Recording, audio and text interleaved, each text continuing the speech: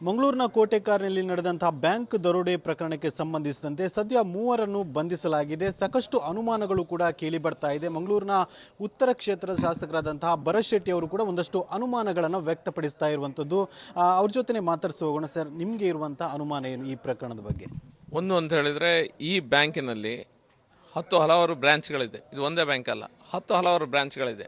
ತನಿಖೆ ಆಗುವಂಥ ಸಂದರ್ಭದಲ್ಲಿ ಎಲ್ಲ ಬ್ರ್ಯಾಂಚ್ಗಳನ್ನು ಸಹ ತನಿಖೆ ಮಾಡಬೇಕು. ಇದರಲ್ಲಿ ಎಲ್ಲ ಬ್ರ್ಯಾಂಚ್ಗಳಲ್ಲಿ ಏನೆಲ್ಲ ಆಗಿದೆ, ಅಲ್ಲಿ ಏನೇನು ಹೇಗಿದೆ, ಫೈನಾನ್ಷಿಯಲ್ ಹೆಲ್ತ್ ಹೇಗಿದೆ, ಇದನ್ನೆಲ್ಲ ಒಂದು ತನಿಖೆ ಆಗಬೇಕು. ಯಾಕಂದರೆ ಸಮಗ್ರ ತನಿಖೆ ಆಗಬೇಕಂತ ಅವಶ್ಯಕತೆ ಇದೆ. ಬಂದದ್ದು 6 ಜನ, 5 ಜನ ಬ್ಯಾಂಕಲ್ಲಿ ಹೋಗಿ CCTVಯಲ್ಲಿ ನೋಡಿದ್ದನ್ನು ಸಾರ್ವಜನಿಕರು ಹೇಳ್ತಾ ಇದ್ದಾರೆ. 5 ಜನ ಕಾರಲ್ಲಿ ಹೋಗಿದ್ದಾರೆ, ಒಬ್ಬ ಬೈಕಲ್ಲಿ ಹೋಗಿದ್ದೆ ಅನ್ನುವಂತ ಹೇಳ್ತಾನೆ. ಆ ಬೈಕ್ ಯಾರದ್ದು ಅನ್ನುವಂಥ ಮಾಹಿತಿ ಜನರಿಗಿಲ್ಲ. ಬೈಕನ್ನು ಎಲ್ಲೋ ಒಂದು ಕಡೆ ಬಿಟ್ಟು ಅಲ್ಲಿಂದ ಬೇರೆ ಇದರಲ್ಲಿ ಬಾರ್ಡರ್ ಪಾಸ್ ಆಗಿದೆ ಅನ್ನುವಂಥ ಮಾಹಿತಿ ಸಾರ್ವಜನಿಕರ ವಲಯದಲ್ಲಿ ಇದೆ. ಆ ಬೈಕ್ ಯಾರದ್ದು, ಯಾರಿದ್ರ ಹಿಂದಿದ್ದಾರೆ, ಇದರಲ್ಲಿ 3 ಜನರನ್ನು ನೀವು ಹಿಡಿದು ತಂದ ಮೇಲೆ 3 ಜನರನ್ನು ನಿಮಗೆ ಕರೆಕ್ಟಾಗಿ ಇಟ್ಕೊಳ್ಳಿಕ್ಕಾಗದೆ ಒಬ್ಬ ಅದರಲ್ಲಿ ಓಡೋ ಪ್ರಯತ್ನ ಮಾಡಿದ, ಅವನಿಗೆ ನಾನ್ ಫೇಟಲ್ ಎನ್ಕೌಂಟರ್ ಅಂತ ನೀವು ಹೇಳ್ತಾ ಇದ್ದೀರಿ. ಅವನಿಗೆ ಕಾಲಿಗೆ ಗುಂಡು ಹೊಡೆದ್ರಂತ. ಕಾಲಿಗೆ ಗುಂಡು ಹೊಡೆಯುವ ಅಗತ್ಯತೆ ಇತ್ತ, ಅಥವಾ ಇದನ್ನು ಪಬ್ಲಿಕ್ಕನ್ನು ಡಿಸ್ಟ್ರಾಕ್ಷನ್ ಮಾಡಲಿಕ್ಕೆ ನಾವು ಫೈರಿಂಗ್ ಮಾಡಿದ್ದೇವೆ, ದೊಡ್ಡದಾದ ಏನೋ ಸಾಧನೆ ಮಾಡಿದೆ ಅನ್ನೋ ಹೇಳ್ಕೊಳ್ಳಿಕ್ಕೆ ನೀವು ಇದನ್ನು ಮಾಡ್ತಾ ಇದ್ದೀರಾ, ಅಥವಾ ಪೊಲೀಸರಿಗೆ ಇದರಲ್ಲಿ ಫ್ರೀ ಹ್ಯಾಂಡ್ ಉಂಟಾ ಇಲ್ವಾ? ಈ ರೀತಿಯ ಪ್ರಶ್ನೆಗಳು ನಮ್ಮನ್ನು ಕಾಡ್ತಾ ಇದೆ. ಇದೇ ಸಮಯದಲ್ಲಿ ಬೇರೆ ಬೇರೆ ಜಿಲ್ಲೆಯಲ್ಲಿ ಒಂದೇ ನಂಬರಿನ 2 ಕಾರ್ಗಳು ಮೂವ್ಮೆಂಟ್ ಆಗುವುದು, ದೊಡ್ಡ ರೀತಿಯಲ್ಲಿ ಡ್ರಗ್ಸ್ ಇಲ್ಲಿಗೆ ಬಂದು 10ನೇ ಕ್ಲಾಸಿನ ಮಕ್ಕಳು ಡ್ರಗ್ಸಿಗೆ ಶರಣಾಗುವುದನ್ನು ನಾವು ನೋಡ್ತಾ ಇದ್ದೇವೆ. ಟೋಟಲ್ ಆಗಿ ನಮ್ಮ ಜಿಲ್ಲೆಯಲ್ಲಿ ಅನ್ಲೈಸೆನ್ಸ್ಡ್ ಗನ್ ನನ್ನ ಕ್ಷೇತ್ರದಲ್ಲೇ ಸಿಕ್ಕಿದೆ. ಆ ಅನ್ಲೈಸೆನ್ಸ್ ಗನ್ ಯಾಕಿತ್ತು, ಯಾರ ಮರ್ಡ್ರಿಗಾಗಿ ಅದನ್ನು ತಂದಿದ್ರು, ಈ ರೀತಿಯ ಪ್ರಶ್ನೆಗಳನ್ನು ಕಾಡ್ತಾ ಇರುವಂಥ ಸಂದರ್ಭದಲ್ಲಿ total law and order failure ಆಗಿದೆ. ಇಡೀ ರಾಜ್ಯದಲ್ಲೂ ಸಹ ಆಗಿದೆ, ದಕ್ಷಿಣ ಜಿಲ್ಲೆಯಲ್ಲಿ ಸಹ ಆಗಿದೆ.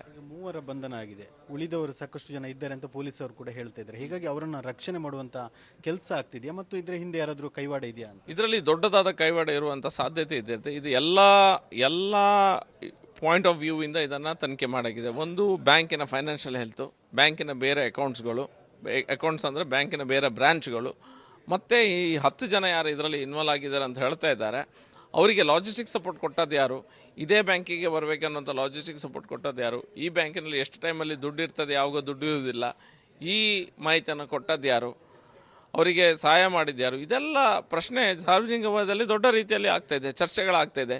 ಏನು ಚರ್ಚೆ ಆಗ್ತಾಯಿದೆ, ನಾನು ಆ ವಿಷಯವನ್ನು ನಿಮ್ಮ ಮುಂದೆ ಹೇಳಿದ್ದೇನೆ. ಪೊಲೀಸರು ಅದನ್ನು ಇನ್ವೆಸ್ಟಿಗೇಷನ್ ಮಾಡೋಂಥ ಸಂದರ್ಭದಲ್ಲಿ ಒಬ್ಬ 5 ಜನ ಬಂದರು, ದರೋಡೆ ಮಾಡಿದರು, ಹೋದರು. ಆ ಪ್ರಶ್ನೆ ಅಲ್ಲ. ದರೋಡೆ ಮಾಡಿ ಏನು ತಗೊಂಡು ಹೋಗಿದ್ದಾರೆ, ಕರೆಕ್ಟಾಗಿ ತಗೊಂಡು ಹೋಗಿದ್ದಾರಾ ಇಲ್ವಾ, ಅದೆಲ್ಲ ಪ್ರಶ್ನೆ ಮೂಡ್ತಾ ಇದೆ. ಯಾಕೆ ಅದು ತಗೊಂಡು ಹೋಗಿದ್ದು ಸತ್ಯನ ಸುಳ್ಳ, ಆ ರೀತಿಯ ಪ್ರಶ್ನೆಗಳು ಸಹ ಮೂಡ್ತಾ ಇದೆ. ಬೇರೆ ಬ್ರ್ಯಾಂಚ್ನಲ್ಲಿ ಏನಾಗ್ತಾಯಿದೆ, ಅದೇ ಬ್ಯಾಂಕಿದು, ಈ ಪ್ರಶ್ನೆಗಳಿಗೆ ಉತ್ತರ ಕೊಡುವಂಥ ಕೆಲಸ ಪೊಲೀಸರು ಮಾಡಬೇಕಾಗಿದೆ. ಅದು ಕ್ಷೇತ್ರ ಇರುವಂಥದ್ದು ಸ್ಪೀಕರ್ ಅವರ ಕ್ಷೇತ್ರ, ಏನಾದರೂ ಅನುಮಾನ ಇದೆಯಾ ಆಪ್ತರ? ಇಲ್ಲ, ಆ ರೀತಿಯ ಒಬ್ಬ ವ್ಯಕ್ತಿಯ ಮೇಲೆ, ಅವ್ರ ಮೇಲೆ ಇರ್ಬೋದು, ಮತ್ತೊಬ್ಬರ ಮೇಲೆ ಜವಾಬ್ದಾರಿ ಸ್ಥಾನದಿಂದ ಇಟ್ಕೊಂಡು ಒಂದು ಪಕ್ಷ ಒಂದು ಹೆಸರು ಹೇಳೋದು ಸರಿಯಲ್ಲ. ಆದರೆ ಲಾ ಆ್ಯಂಡ್ ಆರ್ಡರ್ ಫೇಲಿಯರ್ ಖಂಡಿತ ನಮ್ಮ ಜಿಲ್ಲೆಯಲ್ಲಿ ಆಗಿದೆ. ಇದ್ರ ಒಂದು ಭಾಗ ಇದೆ, ದೊರಡೆ ಒಂದು ಭಾಗ, ಮತ್ತು ಅದರ ಇನ್ವೆಸ್ಟಿಗೇಷನ್ ಪ್ರೊಸೆಸ್ಸಲ್ಲಿ ಸ್ವಲ್ಪ ಡೌಟ್ಫುಲ್ ಆಗಿ ತೋರ್ತಾ ಇದೆ. ನಿಮ್ಮ ಕ್ಷೇತ್ರದಲ್ಲೂ ಕೂಡ ಒಂದು ಘಟನೆ ನಡೆಯಿತು, ಅದರಲ್ಲಿ ಒಂದು ನಿಷೇಧಿತ ಸಂಘಟನೆಯ ಕೈವಾಡ ಇದೆ ಅಂತ ಹೇಳಲಾಗ್ತಿದ್ದು. ಹಾಗೆ ಅದಕ್ಕೂ ಲಿಂಕ್ ಇದೆಯಾ, ಮತ್ತು ಇದರಲ್ಲೂ ಆ ಸಂಘಟನೆ ಪಾಲ್ಗೊಂಡಿದೆ? ಅದೇ ಟೈಮಲ್ಲಿ ಹತ್ರ ಟೈಮಲ್ಲಿ ಇದೆಲ್ಲ ಆಗಿದ ಕಾರಣ ಆ ಆ್ಯಂಗಲ್ ಅನ್ನು ಅವ್ರು ಇನ್ವೆಸ್ಟಿಗೇಷನ್ ಮಾಡಬೇಕಾಗಿದೆ. ಆ ಗನ್ ಯಾಕಿತ್ತು, ಅಲ್ಲಿ ರಿವಾಲ್ವರ್ ಯಾಕಿತ್ತು, ಯಾರು ತಂದರು, ಅದನ್ನು ಯಾರಿಗೆ ಪ್ರಶ್ನೆ ಮಾತಾಡ್ತಾ ಇಲ್ಲ ಯಾರು ಸಹ. ಪೊಲೀಸರ ವಲಯದಿಂದ ಸಹ ನಮ್ಗೆ ಗೊತ್ತಾಗ್ತಾ ಇಲ್ಲ ಯಾವ ಇನ್ವೆಸ್ಟಿಗೇಷನ್ ಮಾಡಿದ್ದಾರೆ. ಮುಚ್ಚಿ ಹಾಕುವಂಥ ಪ್ರಯತ್ನ, ಒಂದು ಕೇಸ್ ಆಯಿತು, ಗನ್ ಸಿಕ್ತು, ಅದನ್ನು ಸೀಸ್ ಮಾಡಿದರೆ ಏನು ಮಾಡಿದ್ರು ಗೊತ್ತಿಲ್ಲ. ಯಾಕೆ ಬಂದಿದೆ, ಎಲ್ಲಿ ಬಂದಿದೆ ಅನ್ನುವಂಥ ಪ್ರಶ್ನೆ ನಮ್ಮನ್ನೆಲ್ಲ ಕಾಡ್ತಾ ಇದೆ. ಅದನ್ನು ಖಂಡಿತ ಉತ್ತರ ಕೊಡಬೇಕು ಪೊಲೀಸರು. ಇದರಲ್ಲಿ ಸರಿಯಾದ ಪ್ರಶ್ನೆ ಇಲ್ಲದೆ ಬರುವಂಥ ವಿಧಾನಸಭೆಯಲ್ಲಿ ನಾವು ಕೇಳ್ತೇವೆ.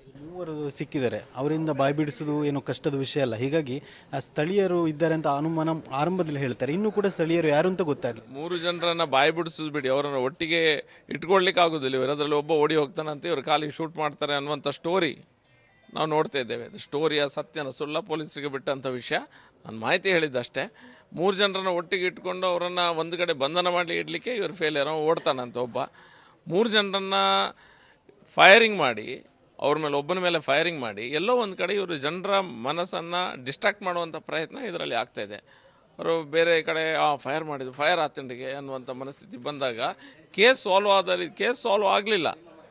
ಕೇಸ್ ಇನ್ನೂ ಸಾಲ್ವ್ ಆಗಲಿಲ್ಲ, ಏನೋ ಒಬ್ಬನ ಮೇಲೆ ಫೈರ್ ಮಾಡಿದ್ದಾರೆ ಅಷ್ಟೇ. ಸರಿಯಾದ ತನಿಖೆ ಅಗತ್ಯ ಇದೆ ಇದರಲ್ಲಿ.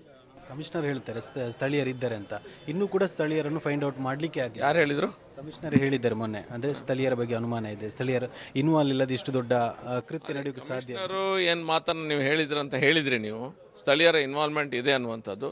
ಸ್ಥಳೀಯರ ಇನ್ವಾಲ್ವ್ಮೆಂಟ್ ಇದೆ ಅನ್ನುವಂಥದ್ದು ಸಾರ್ವಜನಿಕ ವಲಯದಲ್ಲಿ ಸಹ ಇದೆ. ನಮಗೂ ಸಹ ಅದೇ ಮಾಹಿತಿ ಬರ್ತಾ ಇದೆ, ಸಾರ್ವಜನಿಕರು ಇದರಲ್ಲಿ ಸ್ಥಳೀಯರು ಇದರಲ್ಲಿ ಇನ್ವಾಲ್ವ್ ಆಗಿದ್ದಾರೆ, ಎಲ್ಲೋ ಒಂದು ಕಡೆ ಲಾಜಿಸ್ಟಿಕ್ ಸಪೋರ್ಟ್ ಕೊಟ್ಟಿದ್ದಾರೆ ಅನ್ನುವಂಥ ಮಾಹಿತಿ ಇದೆ. ಅದ್ರ ಬಗ್ಗೆ ಏನು ಆ ಬೈಕ್ ಏನಿದೆ, ಆ ಬೈಕ್ ಯಾರದ್ದು ಅಂತ ಇನ್ನೂ ಗೊತ್ತಾಗಲಿಲ್ಲ ಅಂತ ಕೆಲವರು ಅಲ್ಲೇ ಲೋಕಲ್ಸ್ ಹತ್ರ ನಾನು ಕೇಳಿದಾಗ ಇಲ್ಲೇ ಇರು ಅಂತ ಹೇಳಿದರು. ಆ ಬೈಕ್ ಯಾರದ್ದು, ಬೈಕ್ ಎಲ್ಲಿಂದ ಬಂತು, ಅದರ ಓನರ್ ಯಾರು, ಯಾರು ಅವರಿಗೆ ಕೊಟ್ಟರು, ಆ ಸರ್ಕಲ್ಸ ನಮಗೆ ಗೊತ್ತಾಗ್ತಿಲ್ಲ ಅನ್ನುವಂಥ ಮಾತನ್ನು ಸಹ ಹೇಳ್ತಾ ಇದ್ದಾರೆ. ಹಾಗಾಗಿ ಡೌಟ್ಸ್ ಬರೋದು ಸಹಜ. ಇದು ಮಂಗಳೂರಿನ ಕೋಟೆಕಾರ್ನಲ್ಲಿ ನಡೆದಂಥ ದರೋಡೆ ಪ್ರಕರಣಕ್ಕೆ ಸಂಬಂಧಿಸಿದೆ ಶಾಸಕರಾದಂಥ ಭರತ್ ಶೆಟ್ಟಿ ಅವರ ಅನುಮಾನ. ಕ್ಯಾಮರಾ ಪರ್ಸನ್ ದಿವಾಕರ್ ಪದ್ಮಂಜಿ ಜೊತೆ ದಿನೇಶ್ ಕಾಶಿಪಟ್ನ, ರಿಪಬ್ಲಿಕ್ ಕನ್ನಡ, ಮಂಗಳೂರು. ಮಂಗಳೂರಿನ ಕೋಟೆಕಾರ್ನಲ್ಲಿ ನಡೆದಂಥ ಬ್ಯಾಂಕ್ ದರೋಡೆ ಪ್ರಕರಣಕ್ಕೆ ಸಂಬಂಧಿಸಿದಂತೆ ಸದ್ಯ 3 ಬಂಧಿಸಲಾಗಿದೆ. ಸಾಕಷ್ಟು ಅನುಮಾನಗಳು ಕೂಡ ಕೇಳಿ ಬರ್ತಾ ಇದೆ. ಮಂಗಳೂರಿನ ಉತ್ತರ ಕ್ಷೇತ್ರದ ಶಾಸಕರಾದಂತಹ ಭರತ್ ಶೆಟ್ಟಿ ಅವರು ಕೂಡ ಒಂದಷ್ಟು ಅನುಮಾನಗಳನ್ನು ವ್ಯಕ್ತಪಡಿಸ್ತಾ ಇರುವಂಥದ್ದು. ಅವ್ರ ಜೊತೆ ಮಾತಾಡ್ಸಿ ಹೋಗೋಣ. ಸರ್, ನಿಮಗೆ ಇರುವಂಥ ಅನುಮಾನ ಏನು ಈ ಪ್ರಕರಣದ ಬಗ್ಗೆ? ಒಂದು ಅಂತ ಹೇಳಿದರೆ, ಈ ಬ್ಯಾಂಕಿನಲ್ಲಿ ಹಲವಾರು ಬ್ರ್ಯಾಂಚ್ಗಳಿದೆ. ಇದು ಒಂದೇ ಬ್ಯಾಂಕ್ ಅಲ್ಲ, ಹಲವಾರು ಬ್ರ್ಯಾಂಚ್ಗಳಿದೆ.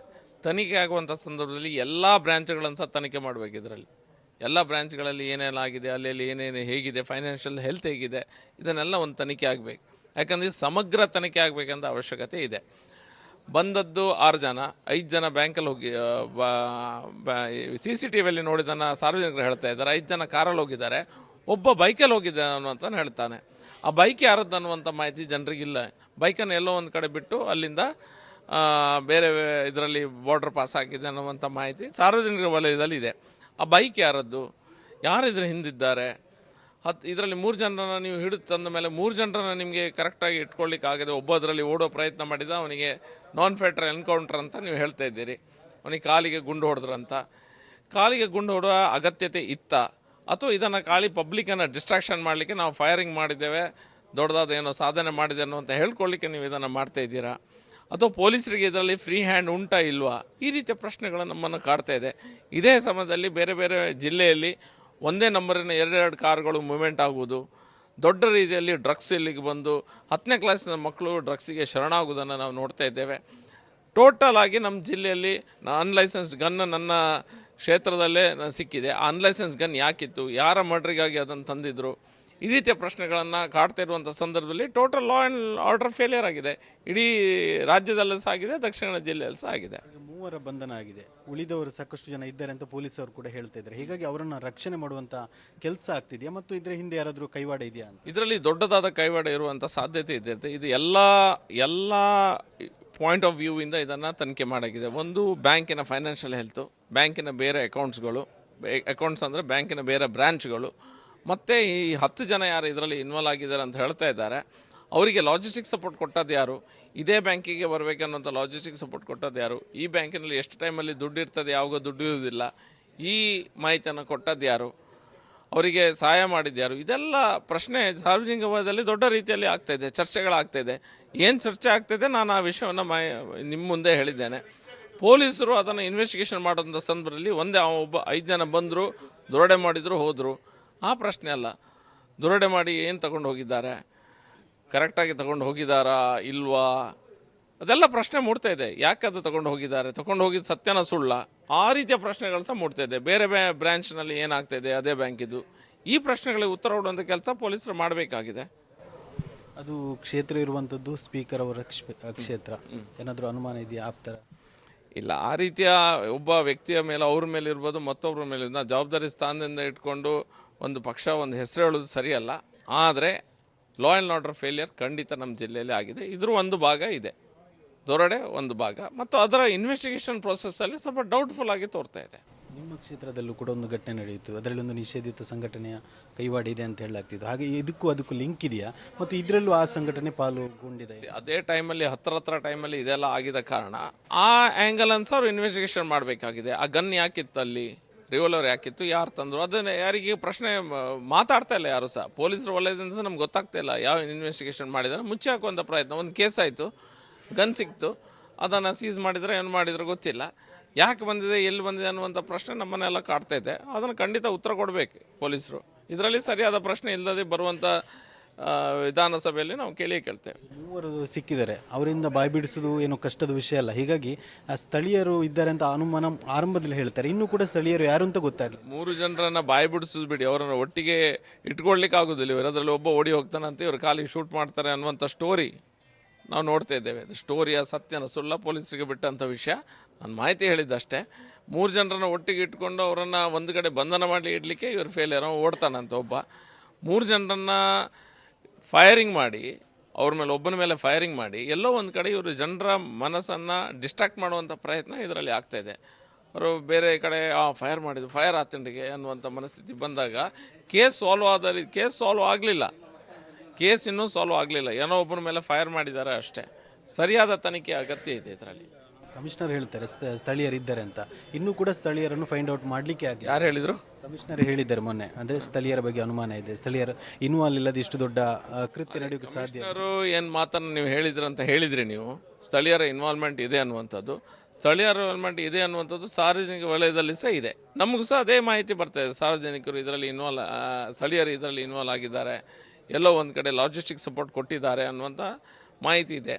ಅದ್ರ ಬಗ್ಗೆ ಏನು ಆ ಬೈಕ್ ಏನಿದೆ, ಆ ಬೈಕ್ ಯಾರದ್ದಂತ ಇನ್ನೂ ಗೊತ್ತಾಗಲಿಲ್ಲ ಅಂತ ಕೆಲವರು ಅಲ್ಲೇ ಲೋಕಲ್ಸ್ ಹತ್ರ ನಾನು ಕೇಳಿದಾಗ ಇಲ್ಲೇ ಇರು ಅಂತ ಹೇಳಿದರು. ಆ ಬೈಕ್ ಯಾರದ್ದು, ಬೈಕ್ ಎಲ್ಲಿಂದ ಬಂತು, ಅದರ ಓನರ್ ಯಾರು ಅವರಿಗೆ ಕೊಟ್ಟರು, ಆ ಸರ್ಕಲ್ ಸಹ ನಮಗೆ ಗೊತ್ತಾಗ್ತಿಲ್ಲ ಅನ್ನುವಂಥ ಮಾತನ್ನು ಸಹ ಹೇಳ್ತಾ ಇದ್ದಾರೆ.